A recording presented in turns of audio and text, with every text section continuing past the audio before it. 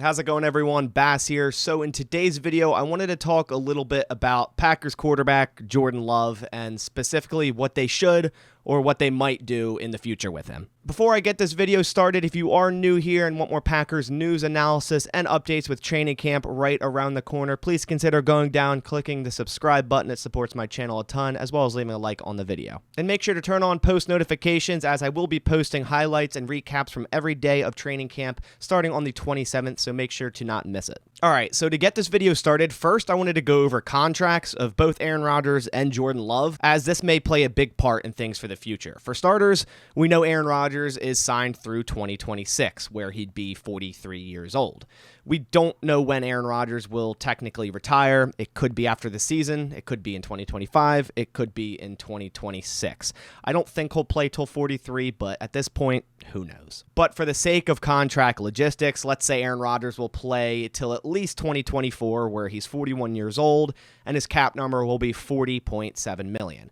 I say that's pretty realistic. The Packers do technically have an out in his contract in 2025 with a post-June 1st designation, so this makes the most sense. Now, if we take a look at Jordan Love's contract, he is signed through 2023, and he has that fifth-year rookie option since he was a first-rounder that has to be accepted or declined by next offseason. Jordan Love's cap hit in 2023 will be $3.9 million, and if they were to accept Jordan Love's fifth-year rookie option, as of right now, it would lie under the basic quarterback fifth-year option designation, which sits at $19.646 million, considering he won't receive the playtime or Pro Bowl designation, considering he hasn't played much or had a Pro Bowl. Now, based on those numbers, it doesn't take a math or a salary cap expert to know that the Packers will not be accepting Jordan Love's fifth-year rookie option, as a $40.7 million cap hit for Rodgers in 2024, plus a $19.65 million cap hit for Love on that fifth-year option would equate a lot of money for the quarterback position, exactly $60.35 million.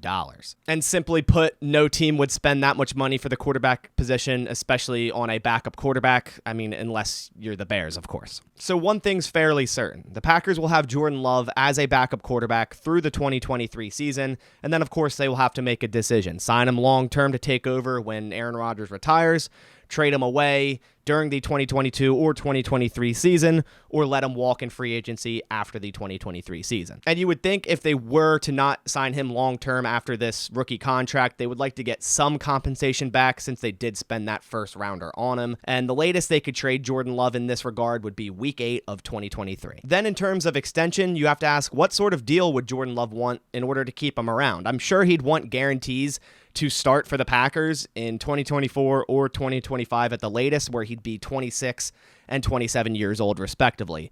Aaron Rodgers didn't start until he was 25 years old, so it's really not that far off and not that extreme. I'm not comparing Jordan Love to Aaron Rodgers, just to state that clearly. I'm just comparing ages when Aaron Rodgers started to when Jordan Love may start. But under those circumstances, that would mean Aaron Rodgers would retire with 2 or 3 years left on his deal, and if Aaron Rodgers plays to the end of his deal in 2026, which I don't believe he will, because 43 years old is just really old. Not everyone's Tom Brady and can play until they're 80. I really doubt Jordan Love would stick around until that year when he's 28 to even get a chance at starting. He'd likely want a shot on another team to start much sooner than that if that was the case. So now let's talk specifics on a potential extension for Jordan Love.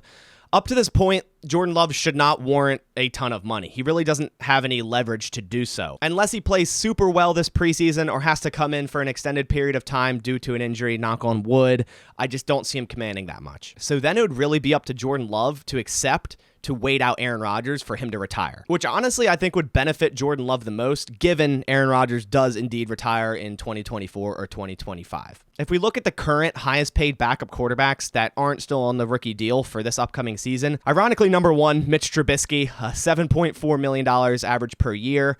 He actually could end up starting this year, but I'm still going to include him in this because it's Mitch Trubisky. Number 2 is Teddy Bridgewater on the Dolphins with a $6.5 million average per year. And number 3 is Tyrod Taylor on the Giants with a $5.5 million average per year. The thing is, with these 3 quarterbacks, they all have starts under their belt. They all have a decent amount of play time, and that's something Jordan Love just doesn't have. So other than Jordan Love's age and potential, I just don't see him commanding much more than the average of these 3 contracts combined, which is $6.47 $6.7 million per year, which even if the Packers were to extend Jordan Love to a long-term extension, say a 3-year extension at that mark, it's only $3 million more than what his cap hit's going to be this year. So if that were the case and Jordan Love was willing to accept a 3-year contract at that number, I say you 100% extend him. And obviously this is, like I said, something Jordan Love would have to agree with. Obviously quarterbacks don't get drafted in the first round, putting all this work their entire life, make it to the NFL just to be a career backup. They want to start, they want to win championships, and they want to break records. But if Jordan Love were to agree and understand that he would be getting the starting job in a couple years, a 6.5 average per year is an extremely low risk, high reward for a quarterback. And it gives you a pretty sturdy plan for after Aaron Rodgers retires, someone who's been in the building, learning under Aaron Rodgers, learning under your coaching staff, and knows the system. And at that point, you could even still draft another quarterback in the upcoming drafts without breaking the bank, as you'd only be paying your starting quarterback $6.5 million